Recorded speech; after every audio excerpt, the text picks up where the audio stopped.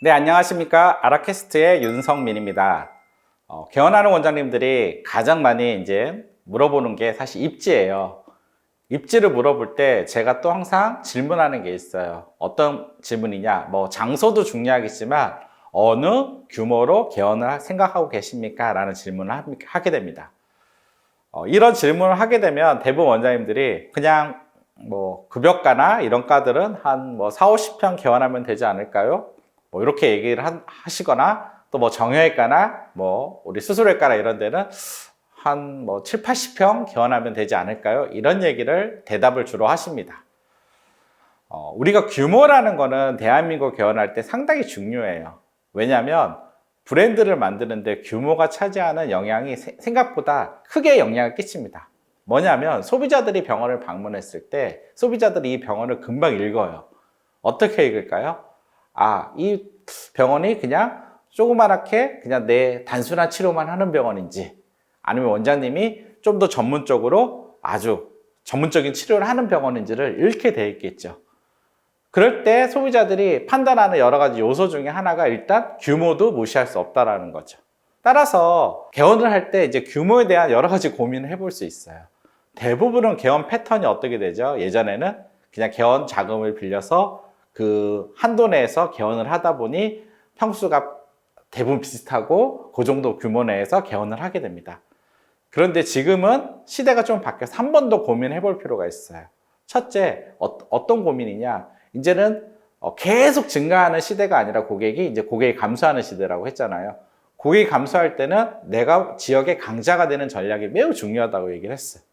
그럼 내가 지역의 강자가 되기 위한 부분에 대한 고민을 이제 한 번 더 하실 필요가 있어요. 최근에 저희가 리브랜딩으로 확장하는 병원들 리브랜딩 작업을 많이 해주는데, 그 확장하는 병원들 대부분 확장하는 이유가 뭘까요? 신규 경제병원들이 진입할 때 내가 지역에서 더욱더 강한 브랜드를 만들기 위한 이유잖아요. 그래서 확장을 하고 확장된 전략을 브랜딩을 다시 만드는 겁니다. 왜냐하면 그게 최선의 방어를 통해서 어떤 고객을 계속 유지해 나가는 전략이 있는 거죠. 똑같아요. 개원하실 때도 제가 작년에 개원한 한 병원은 한 개층인데 두 개층을 개원한 경우도 있고, 사실 더 확장을 개원을 시킨 병원들이 있어요. 그런 병원들을 돌아보면 대부분 지역 강자로 형성되어 있어요. 그 이유가 뭐냐? 결국 소비자들이 병원을 선택할 때 규모는 무시할 수 없다. 그러면 우리가 이제 리스크를 생각해 보면 리스크는 뭐죠? 리스크는 바로 비용이죠. 인테리어도 2배로 들고요. 여러 가지 비용이 발생을 합니다. 그럼 그 비용에 대한 부분을 우리가 이제 얼마나 잘 재무적으로 해지해 나갈 수 있냐라는 전략도 중요하겠죠. 따라서 결론은 제가 이제 원장님을 만났을 때 그래도 이제 치료적인 확실한 포인트가 있고, 또 고객에 대한 서비스 마인드가 있고, 그리고 원장님이 경영에 대해서 어떤 되게 공격적인 자세가 있다라고 하면은 저는 지역의 강자가 되는 전략을 말씀드려요. 규모도 보통 개원하려는 것보다 2배 정도 사이즈로 개원을 해서 지역의 최강자의 병원으로 브랜딩을 합시다라는 제안을 드립니다. 정형외과 같은 경우는 제가 150평 정도의 지역 강자로 만들거나, 치과 같은 경우도 100평 정도의 어떤 강자 규모로 만들어가는 전략을 제안해 드립니다. 그리고 이제 만났는데 원장님이 경영 치료적 포인트가 없거나 경영적 마인드가 부재하거나 그러면은 당연히 규모를 크게 하면 그거 뭘까요? 그 리스크죠. 상당히 큰 리스크죠. 그럼 원장님은 경쟁이 적은 지역에 최소 규모로 오픈을 시키는 걸 목표로 하고 있습니다. 보통 우리가 이제 제가 규모의 성장을 얘기할 때 4년마다 병원을 점핑한다고 얘기를 해요. 예전에는 그게 한 7년, 8년 됐어요. 라이프 사이클에 의해서 떨어지는 이제 최고점에서 이제 떨어지는 하락 쇠퇴기를 우리가 얘기할 때 7, 8년을 얘기했는데, 지금은 이제 4, 5년밖에 되지 않아요, 쇠퇴기가. 그럼 4년마다 뭔가 새로운 변화를, 혁신을 만들어야 되는데, 그때마다 한 번씩 이제 성장하는 병원들은 혁신을 통해서 규모라든지 이런 걸 점핑하는 작업을 해서 전체 20년을 봤을 때 그러면 우리가 한 4번 정도 인생의 병원을 점핑할 수가 있죠. 그러면 오히려 좀 경영 마인드가 부족한 원장님들은 작게 시작을 하면서 하나하나 시스템이나 경영을 배우면서 좀 그 다음 할 때 점핑을 하시고 이런 얘기를 해요.